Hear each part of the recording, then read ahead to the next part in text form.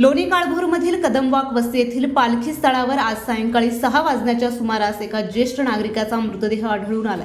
सज्जन लक्ष्मण कानगुडे असं मृत व्यक्तीचं नाव आहे। मिळालेल्या माहितीनुसार कानगुडे हे मूळचे तुळजापूर येथील रहिवासी असून कामाच्या शोधात अनेक वर्षांपूर्वी ते लोणी काळभोर येथे कुटुंबासोबत स्थायिक झाले होते। त्यांना दारूचे व्यसन होते, तसेच फिट येण्याचा आजार देखील होता।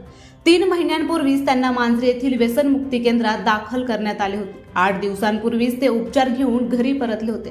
दरम्यान गुरुवारी 11 सप्टेंबर रोजी ते गावाकडे जातो असं सांगून घराबाहेर पडले। दरम्यान कदमवाक वस्ती येथील पालखी स्थळावर काही नागरिकांना कानगुडे बेशुद्ध अवस्थेत पडलेले आढळले। नागरिकांनी तात्काळ या घटनेची माहिती लोणी काळभोर पोलिसांना दिली।